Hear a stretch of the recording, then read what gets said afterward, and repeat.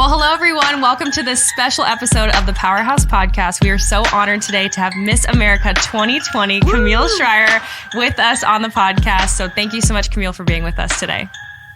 Oh my gosh, thanks for having me. And Allie, it is so good to see you again. I know we shared our Miss America experience together, so I'm so glad to see you both. Absolutely. Well, I would love to just start off the podcast with what are you up to now? And backing up a little bit, what is something that maybe you would love for people to know more about you that we didn't get to fully see or experience during your time as Miss America? Oh gosh. So now I am back in school. So before I ever competed for Miss Virginia and Miss America, I was a full-time graduate student, and I am getting my Doctor of Pharmacy, which is a 4-year graduate program. And I did my first year before I ever won. And of course, I really never anticipated that I would win Miss Virginia or Miss America. So I had spoken to my dean's office and I was like, hey guys, like there's a chance in, a million years that I might win these two things and have to take time away. So I spent 2 years full-time Miss Virginia, Miss America, and then have just come back last August to get back into the program. So I'm in my second of 4 years.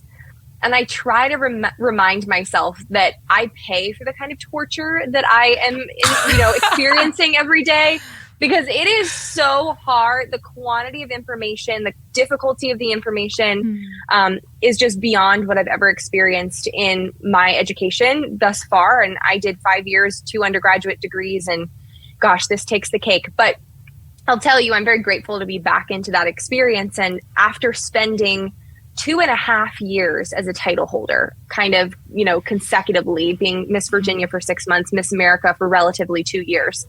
I was really, really grateful to change from that kind of part of my life back into the student piece. It's really nice to sit in a classroom and have people talk at you, because in so many situations, I was the one who had to go into the room and entertain everybody. And so it's very refreshing to be the person who gets to just sit there and learn and absorb information, although it's very demanding. So I'm back in that right now, but I also am trying to continue a lot of the work that I started and did as Miss Virginia and Miss America. So I'm still doing the science advocacy that I had worked on, kind of created my own science brand now. So it's called Her Royal Scientist, which kind of plays off of the idea of being a science princess.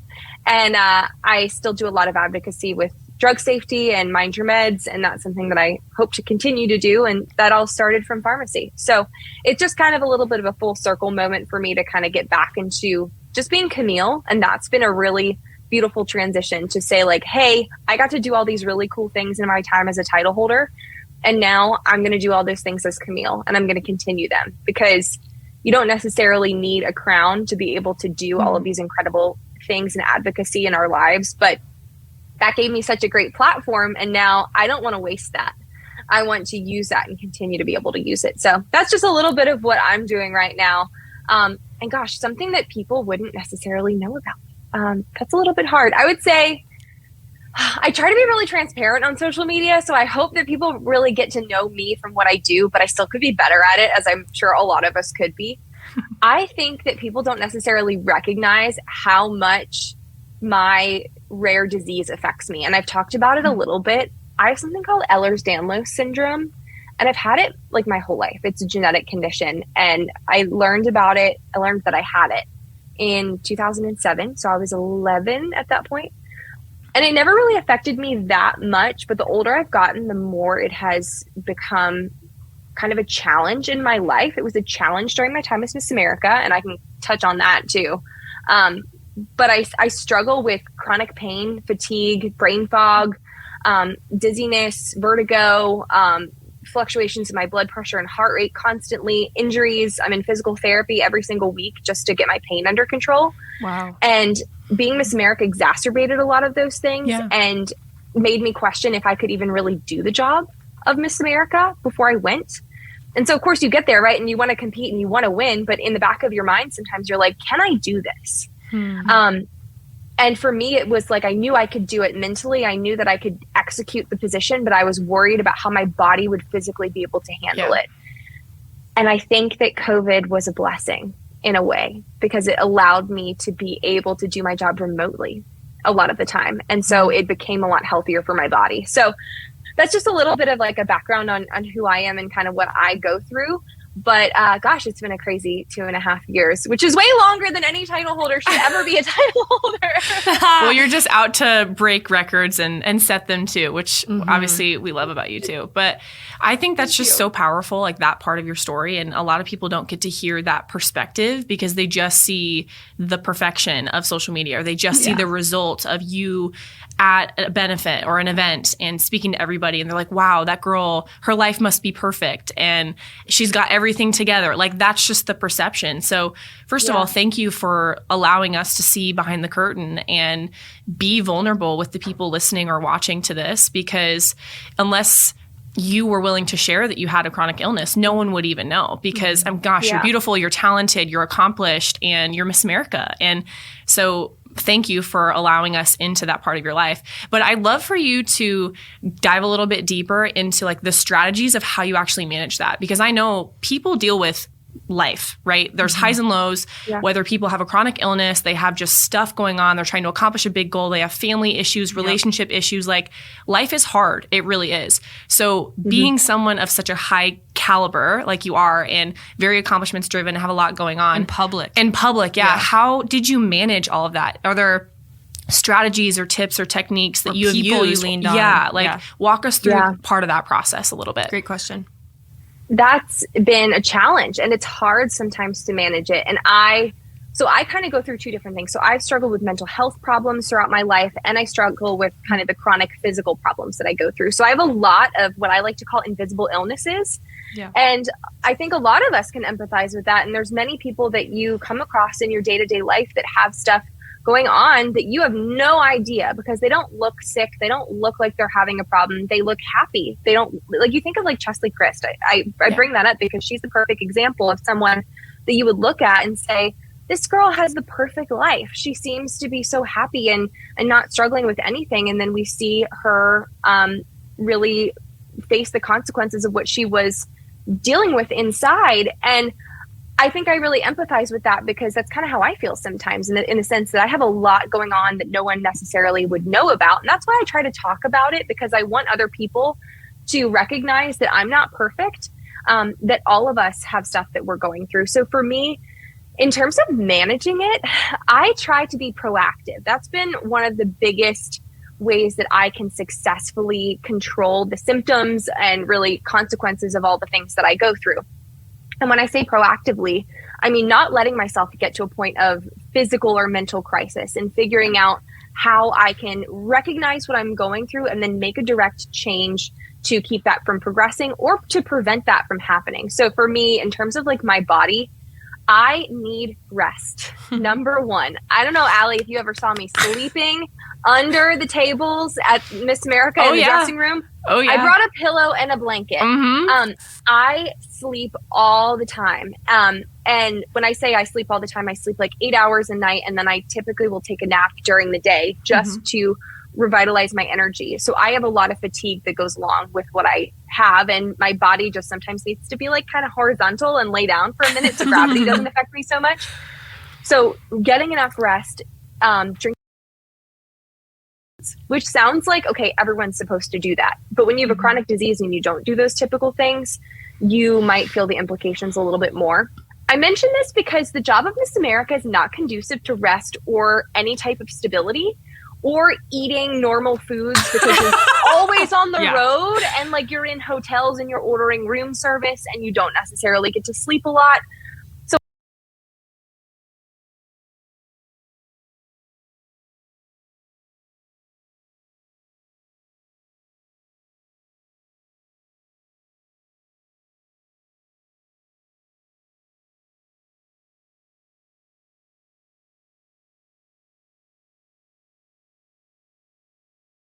today, and you don't have any time for me to take a break, that doesn't work for me.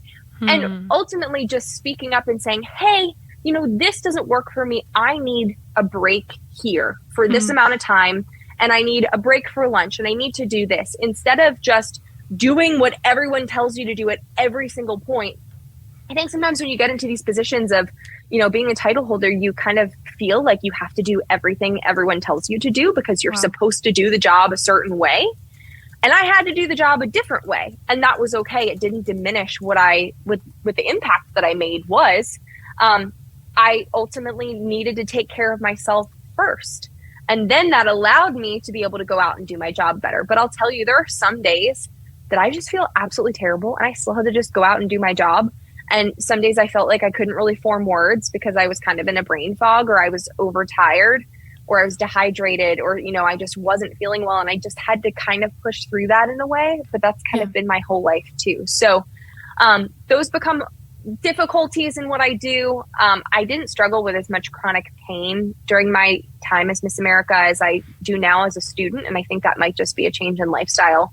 But also taking care of your mental health is really important as a title holder. And that's something I think we don't talk about enough. There is so much criticism that comes along when you get into a public forum, even as a state title holder, but especially when you become a national representative, and people can be absolutely terrible to you. Yeah. Mostly online is what I experienced, less in person, but people can just kind of be abrasive in person as well. And understanding how to deal with those things or figuring out how to cope with them in a way that's healthy becomes another piece of managing your, whole health as a title holder. And I think that we need to prioritize that more, as it really, and it doesn't matter if you're in Miss America, Miss USA, another system, when you are in a position of being a representative for whatever system that you're in, health needs to be a number one priority. And I think that that's been something that I have really worked on, and what I hope other girls are able to kind of like take my lead and say, you know what, like I need to stand up for myself and do what I need for my own health right now. Yeah, absolutely. And I hope that in light of recent events, that national directors can come together and kind of like let the past be the past and understand that, yes, we are fighting for this goal of women being aesthetically beautiful and perfect intellectually and all these things that are required of us. But at the same time, it can't be the detriment to none of this matters if you're not here tomorrow. You know what I mean? And I just hope that like we can slow down for a second with all the changes that have been happening and new systems that are being created. And what does Miss America, Miss USA look like today? And just like get back to basics, even with what's going on in our world right now with Russia and Ukraine. Like I made a post yesterday where I was like, guys, can we, even as Americans, just kind of settle down and realize that some of the stupid things that we argue about and attack each other for on social media every day, you could be worrying if your house is going to get bombed today, or if your country is going to get taken over. And I just hope that, again, in light of recent events, that we have a little bit of a reality check and get back to basics. That's kind of what helped me get through a lot of the tougher moments, to realize that like ultimately it's really awesome that I'm Miss America, but there are so many other things in the world that are more important than that. And the criticism from some random person that is on the internet and doesn't like how I'm doing my job really ultimately has no impact on my overall success and shouldn't make me feel any, better or worse if someone's hyping me up or tearing me down. Like I try to mitigate that, because ultimately it's not important in the end. At the end of the day, competing in pageants is an absolutely wonderful experience in life, but it's not our whole life. And it's not the priority of our society. It's a development for young women, but shouldn't necessarily be the most important thing in our lives. It's a fun and wonderful thing for us to do. But if you put I don't know, I had to kind of like take myself out of it for a little bit and be like, this can't be, if I put my entire worth and heart into this, I'm going to set myself up to be disappointed, because if I'm taking my whole value off of how people think that I served as Miss America, I'm going to be disappointed. I need to look at, how do I think that this has impacted me? How have I made an impact on the people that I've met? And ultimately, that's how I have to gauge my success in that, because it's all subjective. I mean, everyone has an opinion, and I see it all the time. And unfortunately, it's interesting because I see a lot of the criticisms of women in pageantry from other women in pageantry. Yeah, absolutely. And we love to, it's interesting because being in a pageant, you're being judged. That's part of what you're signing up to have done.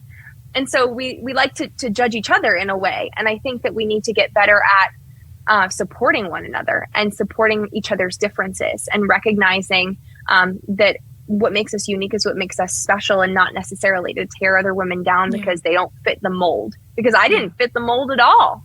And I think that that was very uncomfortable for a lot of people who didn't see me as someone that was the Miss America that they expected. And I'm not going to apologize for that, because that was who I always was. And I didn't want to change who I was just to fit the mold that what everyone else is comfortable seeing as Miss America. And absolutely. That was important for me. But I encourage, especially in light of the whole Chesley Christ situation, I think that it's so important for us to take a step back and look at the words that we're saying to other people and how they could potentially impact someone through comments, through those terrible anonymous boards on the internet, through comments on Facebook, on Instagram, DMs. Your words have impact. And just because someone is in a public facing role doesn't mean that they deserve that type of treatment. And I feel like I've heard many times people that say, oh, you know, she signed up for this. Like, she became Miss America. She knew what she was getting into. Like, she made the choice to open herself up to this. And I hate that mindset because I don't think anyone deserves the type of criticism and really vitriol that I've faced in the time that I was Miss America. And I know that I'm not alone in that. And I know that even many, many women across the country and all systems experience this. So I'm not saying that I'm the only one. I'm just one of many. But it's just really counterintuitive to me, because we do this for our own professional development, to make a difference, to advocate, to try to do all of these things. But ultimately, we get picked apart for whatever we do or don't do. And that was one of the most difficult pieces for me, because I'm a huge people pleaser. And so are most girls that compete, because we want people to like us. We're trained to be able to make everyone in the room that we are in feel special and heard. Yeah. And for us to be able to kind of make an impact on them. And then when we feel like we're not accepted or that people aren't receiving what we're doing well, that can hurt us a lot. Yeah. So that was just a really I think I wasn't really fully prepared or expecting of that kind of a situation at such a public scale when I did win. And that became a little bit of a transition for me. And it still continues after you're done Miss America. I'll say that never really goes away. And that's just been more of an adjustment. I just had to kind of change my mindset in learning to take the value off of that and think about the things that are important to me and what I value in my own life. Absolutely. I'm thinking about girls that were like you, so pre-Camille Miss America, and girls that might be people pleasing, girls that might have had pageant experience or not pageant experience, and they kind of don't know how to prepare their mind for something or prepare their mind for the job. So, and you used something so great when you were telling your story about the 12-hour day, and you said, I found my voice. And I think that's so powerful. Like, I feel like that phrase gets tossed around a lot in like a really corny way, like, oh, find your voice, or like speak up for yourself, be an advocate for yourself. And I'm like, cool, how do we actually do that? Right. Like, and when it comes time to do it, how do I implement that? And how do I embolden myself? Yeah. Yes. And unfortunately, through 6 years of coaching now, it happens a lot at the local level. And I think, no offense to anybody, it's just a level of emotional intelligence that many local directors don't have. And you have these 13 through 26-year-olds walking into the gambit that the local directors or whoever is the director has the keys to the kingdom, right? And they want this so badly. And so it's almost this like impossible situation where they're walking in and they have to present this, what they might think sometimes is this Barbie doll perfect version of themselves. Yeah. And they have to people please because they've convinced themselves that if they don't please the director, who's not ultimately the judge giving them the score, but in their brain it is. So what would be your advice to people having now been fully behind the curtain? And also, I'd love for you just to share a little bit more about like what you think the vision of Miss America is. Why Emma won? Who, what's the next girl going to look like from your perspective? What can girls be fighting for in terms of keeping their authenticity and encouraging them that they don't have to act that way to please a person, but also like from the greater perspective of the organization? So I'm going to address this kind of in how I went about my Miss America journey, which was I went in 100% who I was, and I wasn't going to let anybody change that. And I think entering my local with that mindset kind of set my trajectory on a certain path. Now, for reference, I saw an advertisement for my local like 3 weeks before it happened and was like, this sounds like a great idea, and prepared in 3 weeks. So I didn't have a lot of forethought into how I was going to do this or like what I was supposed to do. I didn't know anything about MAO other than what I had seen watching Miss America, you know, growing up and competing in a few other pageants, but they were not Miss America. So I really had no concept of what was supposed to be done, which was beautiful because I just did whatever I wanted and then ultimately just stuck with that because it was working. So figuring out who you are before you walk into that situation, I think is one of the most important things that you can do. Because when we talk about finding your voice, how do you find your voice if you don't know who you are or what you want? You can't advocate for yourself if you don't even know what you want. And if you're just going to listen to everybody else around you and you don't really even know what you want to do, how can you advocate for yourself? So for me, I didn't have to do that a lot because I think everyone kind of recognized, they're like, okay, this girl's a little bit different. She's just going to be like that, which is okay. Allie, can you confirm? I love Camille so much.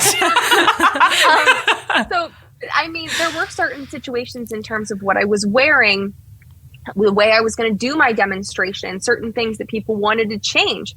And I'm open to suggestions, but I'm going to make the decision at the end of the day because I knew what I wanted to do. For example, one of the things that was really interesting, I wore a white suit for my interview at Miss Virginia, and it was the same one that I wore as Miss America at Miss America. And somebody wanted to change my interview outfit because they said it made me look too serious. Because I talk about drug addiction and I talk about substance use disorder. I talk about medicate like pharmaceuticals in the United States. I talk about science and women in STEM. And I have all, you know, I'm this person with a science background. They're like, this is really serious. You don't really seem like relatable. It's too much. They're like, we need to put you in color. We need to put you like in a dress, like really make you look a little bit more feminine. And I was like, nope, I'm good. I'm like, if you think I'm too serious, then I shouldn't, like, if I'm too serious for the job, then I shouldn't win because this is the kind of person that I'm going to be. I want to walk in there in my suit. And that's the kind of vibe that I want to give off. And if that doesn't work for me, that's okay. Like, ultimately, I went into every competition feeling like, hey, I'm going to show them who I am because I don't want them to be surprised if I win and be like, ooh, this is a different person than we saw during the competition. And so having that mindset was really important and it helped me make really decisive kind of decisions throughout that entire experience. And so when I went to Miss America, I'm like, if I come in last place here, I'm going to leave and be like, hey, I did everything I wanted to do. And I would be really satisfied with that because I think when you let other people influence the way that you compete or the decisions that you make, then when you aren't successful, you then can put that blame on, oh, well, someone told me to do something differently. If I had just done it this way, I would have been successful. But if you're just really, really confident in the choices that you're making, it helps you cope with winning or losing. Yeah. And that really did help me. But I think ultimately being a little bit older competing. So I won when I was 23 at Miss Virginia. I was 24 when I won Miss America. And now I'm almost 27 because it's been a long time. Being a little bit older also helped me figure out what I wanted out of the experience. And I think that you asked about kind of how Miss America is moving forward and changing. Yeah.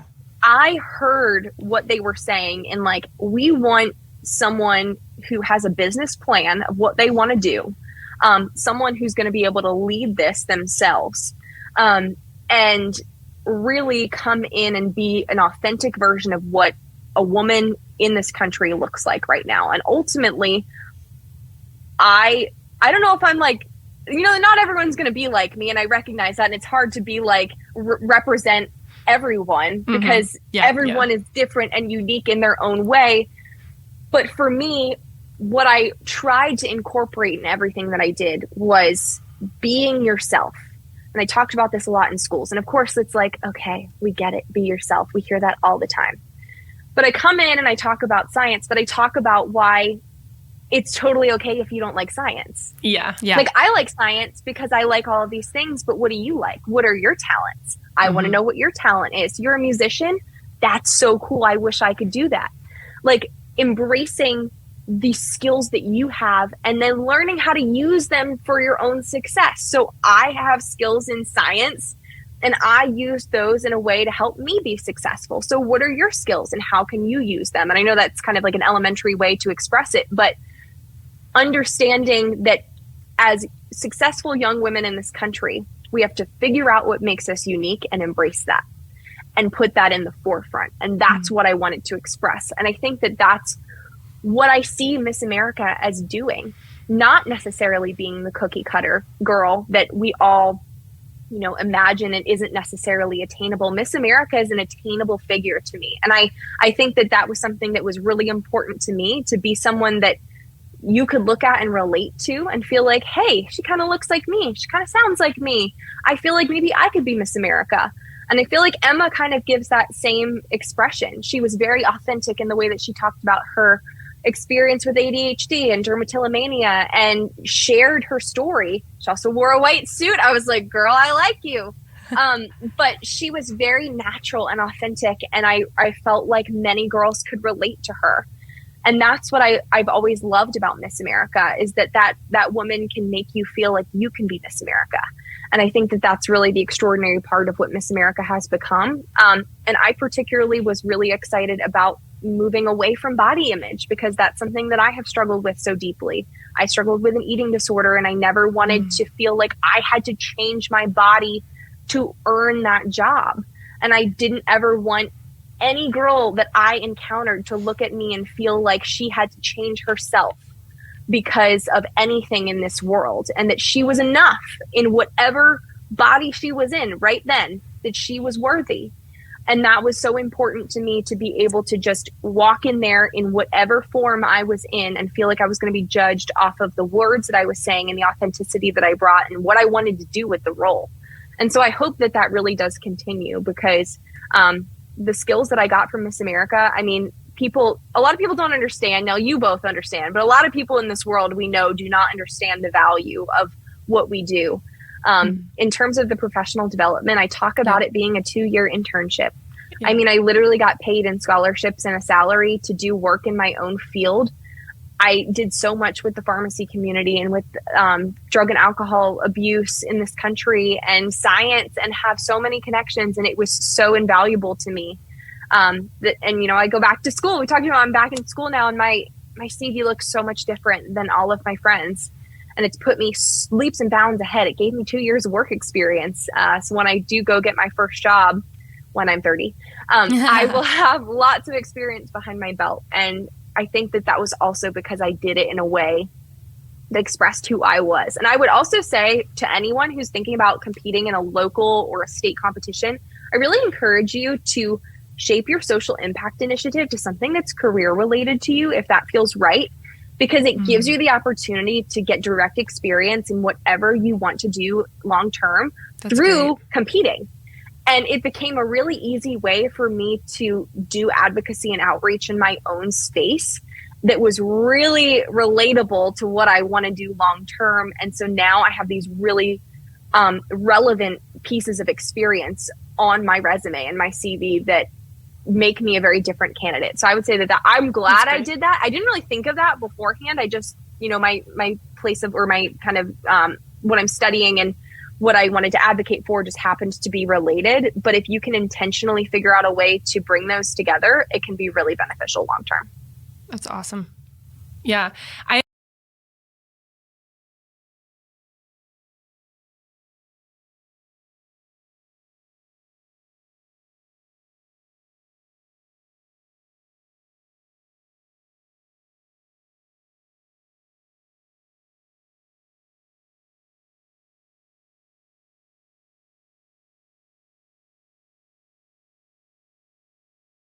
love to just let us in a little bit to that part of the journey, your planning process and how Camille does that. Yeah.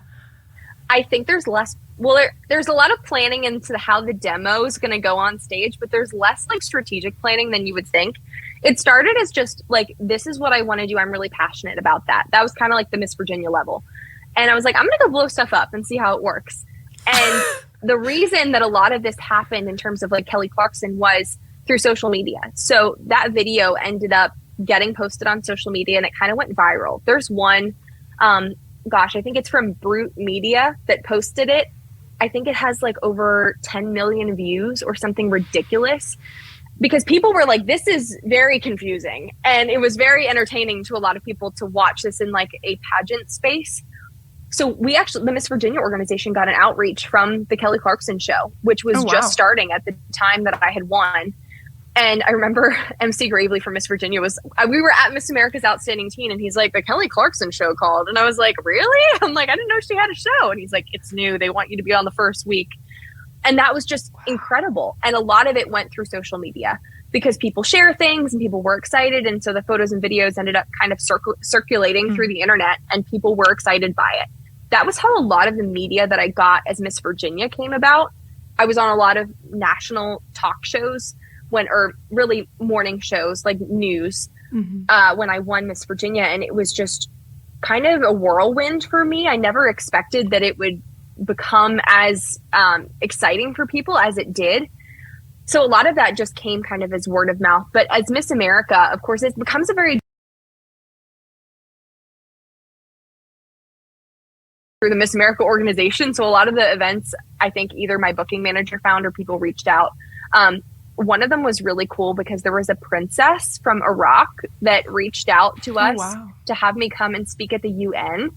So that, I don't know if you've ever seen the photos of me at the UN, but I was invited by Her Royal Highness, Nasreen Al-Hashimite, who is an MD, PhD, and a princess. So she was like, I'm the science princess from Iraq. You're the science princess from America. Wow. And I was like, that's the coolest thing ever. And I kind of go back to the fact that, things have to be natural. Yeah. Like if you force things and if you like try to strategize too hard, it seems forced. For me, I just wanted to go out and be the goofy science girl and like go and do fun stuff with kids. And if people liked it, then they liked it. And ultimately, I think people seeing my passion in it became part of what made it really relatable to people and exciting, because they're like, this girl really likes this. I'm like, I really do. And it became kind of the persona that I brought on. But I think when I went to Miss America, when I was thinking about strategy from Miss Virginia to Miss America, I wanted to show who I was at Miss Virginia, and it was successful. But I wanted to kind of up the game a little bit for Miss America. I also changed the way I like styled my hair during the science thing, because some people in the science community were like, she really shouldn't have her hair down or have dangling earrings on during the demo. I'm like, you're not wrong. And I really wanted to be true to like the real technicalities of science. So I changed my hair, which is why I won in an updo. If anyone's wondering, the reason that I won in that little tight, chignon bun was because it was a very PPE, personal protective hairstyle for my science. But going to Miss America, I'm like, okay, I want to show how what I do is going to translate in every single situation that I could be in as Miss America. This is my talent, right? I do this science demonstration, but I want you to imagine me in schools. I want you to imagine me at corporate events doing this demonstration and connecting it into how I could help expand the organization, bring business, but also bring relevance into, well, not that Miss America didn't have relevance, but continue relevance in Miss America. And then with my social impact initiative, why this is important. Really understanding that my job was to be relevant in every space that I was in, because ultimately that's what's going to help Miss America succeed as an organization and as a person, is being relevant in every room that she's in. And so that was kind of my strategy in going into Miss America was not proving my relevance, but demonstrating it, to be like, hey, these are the skills that I have. This is why, even though this seems really specific, I'm going to show you all the reasons why it's actually really something that a lot of people are going to be interested in. And I think that it was. So it was really cool to be able to do it. And I'm really proud of the way that I went about my whole experience, really from start to finish, in just saying, hey, this is who I am. I'm not going to do that. I'm going to do this. And if you don't like it, then I'm sorry. And some people don't always like that, but you have to be sure in yourself. And that kind of goes back to what I was talking about before, and figuring out who you want to be. What kind of title holder do you want to be? You don't have to just do everything everyone says. Yeah. And I'm not telling you to like be a defiant person, but it's okay to have your own opinions, and it's okay to stand up for yourself and say, no, that doesn't make me comfortable, or no, that's not who I am as a person, so I'm not going to do that. Yeah. Even as a title holder, because you have to look at who you are and what works for you. And I've had to do that a couple times, and I'm proud of those decisions. That's awesome. Yeah. Well, I wish we could talk to you for like 2 hours, but you have a call in 15 minutes. So rounding this out, and we'll make sure that we have your social media and all that so people can learn more about kind of the real life social impact that you're doing now with your advocacy and everything. Yeah. But I want to know, kind of final question, you were talking about you're a full-time grad student now again. What is it like post Miss America? So I know what Allie and I have experienced, like the day after you give up that crown, and especially for you being a title holder for like 2.5 years. Yeah, what were those emotions, and how did you prepare yourself to like separate yourself from the identity of Miss America? Did you have a mental breakdown? Did you cry for 3 days? Were you totally fine? Did you prepare yourself, 3 months before that? And then I also want to know, like, do you get recognized at the, at a coffee shop? How did your peers and your grads, like, do they call you Miss America when you're in class? Like, how has like assimilating back into normal life been? That's great. For real life Camille? I love that. So I was really relieved to be done, to be honest. I think that, I had gone back to school in August. So I had already gone through a semester by the time that I gave up my title. My second year was much more of a hybrid. I was not a full-time Miss America in 2021. So I really kind of gradually went out of the position. And it was just that, the technicality of me putting a crown on somebody else's head became like the really official moment that it was over. But that day I was really excited and relieved because it is so much pressure, and it had been for so long. Yeah. But I will say I'm really a non-emotional person, maybe to a fault sometimes, but I actually cried when I crowned Emma. Aww. And I was like, I think I was like overwhelmed.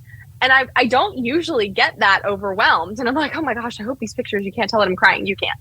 And then my mom took my crown off in the dressing room, and she cried, and then I'm a sympathetic crier, so then I cried. But it was also just like relief. It's like, oh my gosh, it's over. I'm like, I'm glad, but I'm ready to move on. And it's interesting because in my real life, I've always been this like goofy Camille human that people are like, oh, I kind of forget you're Miss America sometimes. I'm like, me too. And I am still that person in life. When I came back to school, I don't talk about Miss America at school unless somebody asks me, because I don't want to be that person that comes in and I'm like, hi, I was Miss America. Do you want to hear all about it? Like no one cares. So we're there annoying. to study pharmacy. It would be annoying. But if people ask me about it, I'm happy to talk about it. But I almost feel like everyone knows, but no one says anything. Occasionally people will ask me questions about it. People know about it, but they don't want to make me feel weird. And I don't want to be like that girl that always talks about being Miss America.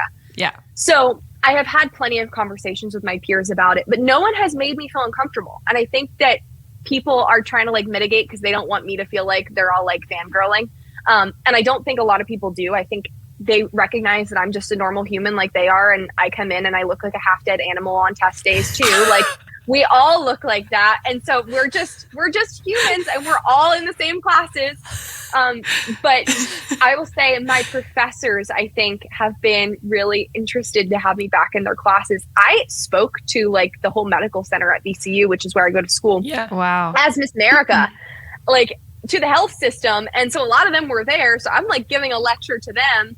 And so then now I'm coming back and they're like, oh, hello, it's good to see you again. They know exactly who I am. But no one has made me feel any different. And that was one of the things that was really important to me. I didn't want to be treated any different. I didn't want to be treated, special because I was Miss America. Just treat me like everybody else because I'm going to come in and take my tests and look dead.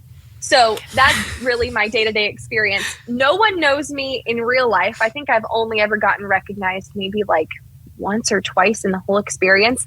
That's the beauty of the crown. Without the crown, you have a lot of anonymity. And that becomes a really binary situation where you put it on and people are like, oh, who are you? And then you take it off and no one knows who you are. Yeah. That's kind of beautiful in the sense compared to being a traditional celebrity that they would just consistently get followed and all the time. Just people would bother them constantly. No one really knows. And I don't really bring it up, partially for my own good and safety because I'm often by myself.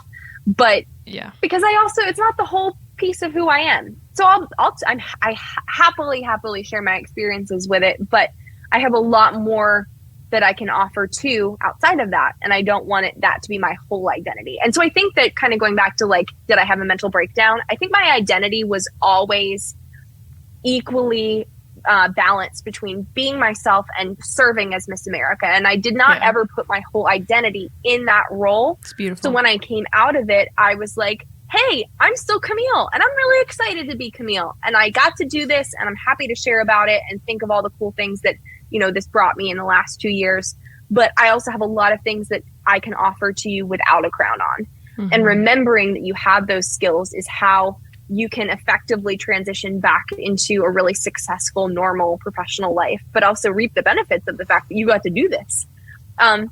And I very rarely will pull the Miss America card, but I have a couple times. And for example, I talk about my rare disease and I do a lot of advocacy in the rare disease space. And I was really struggling at the beginning of my semester. And I reached out to a doctor that specialized in EDS. And she didn't have any appointments for like 8 months. And I'm like, well, let her know that I'm Miss America and I've done a lot of advocacy with EDS. Well, I got an appointment the next week. And I will rarely do that. But I was like, I've done a lot in this space. And she knew I was struggling too. So I don't want to be that person ever. But in certain situations, it becomes like a little bit helpful. But I'm not going to go to a restaurant and be like, hi, I would like the prime seat. I was Miss America. But if it helps me get a doctor's appointment, I'll take it. Yeah. And it's actually been really cool because a lot of the doctors that I work with in my chronic disease space have been familiar with Miss America having this disease and have been really excited about that because people don't really talk about rare diseases a lot, particularly ours. And I've gotten to go to some labs and fundraise for certain research pieces of this disease and then talk to a lot of really incredible providers and access really wonderful providers as well, which has just been really cool because they're all like, ooh, we'll evaluate you. And I'm like, cool, that would be wonderful. I need that. Yeah. But transitioning back has been really pretty streamlined, both in school and in life. And so now I'm just being back. I will say it's funny because I live in an apartment complex and some of my neighbors have started to, in the last year, have started to realize who I was because again, I'm not going to walk around my apartment complex and be like, guess who I am? Yeah. They just know me as like Roxy's mom. Roxy's my dog. And then one of the people a couple months ago was like, I just realized that you were Miss America. And I'm like, yeah. And she's like, I just thought you were Roxy's mom. I'm like, I am Roxy's mom. And it's just funny because we all have to kind of understand. It's like a little bit of an identity crisis for all of us when we go through this of like, how am I going to be myself? It is a little bit interesting on social media because I try to figure out how like, what's my own brand now as a person outside of Miss America and kind of sharing who I am. And I've struggled on how to do that. I'm also not the most creative person on social. So I'm like, what can I do now instead of having all these crown pics? So it's a process, but I'm grateful to be back just as Camille now. I think she's pretty cool. Yeah, so do we. Absolutely. Well, thank you so much for being on the podcast. We'll make sure that we have everybody know exactly what you're up to with Her Royal Scientist and with your personal brand. And you've just been such a delight. Thank you for being so open and for being an amazing Miss America. Yes. And we wish you all the best in all of your endeavors in the future. So thank you very much. Absolutely. Thank you, guys. Hey guys, Coach Megan here, and thank you so much for listening to this episode of the Powerhouse Podcast. We're so honored to have you wherever you are, near or far away from the great metropolis of Omaha, Nebraska, where we are from. We are so proud to be your virtual coaches. If you could just share this with a friend that you feel like needs to hear this today, give us a 5-star review if you haven't already, and click that link below in our show notes. We promise we are the nicest people. We are the nicest people, we promise, and we'd love to meet you, and we'd love to to figure out if you're a good fit for our programs, or make a suggestion for a different coach, different consultant, different person that's a professional in their field that can help you. The reason why we do it this way, actually, because a lot of people ask, is because we want to help you practice the elements of being a great title holder from the very beginning. And one of those things is vulnerability. One of those things is being a self-starter. One of those things is being able to reach out and cold email, cold call, cold DM somebody that you don't know because of the potential opportunity on the other side of things. When I was Miss Nebraska and Miss Nebraska USA, just letting y'all know that's how you get media, that's how you get appearances, that's how you get sponsors, is being willing to put yourself out there. And so we want to help you practice that from the very beginning, learn more about you, and discover if we can help you, and we'll point you in the right direction for one of our services, programs, and the right coach for you. Otherwise, we will absolutely make a best suggestion for you in a different direction, because at the end of the day, we're not territorial about needing to coach every person in the world. We just want you to find your right fit so that you can make your dreams come true and unlock the winner within you. Anyways, just wanted to encourage you guys in that today. Again, leave us a review, DM us on Instagram at any of our handles, and with that, we'll see you guys next week.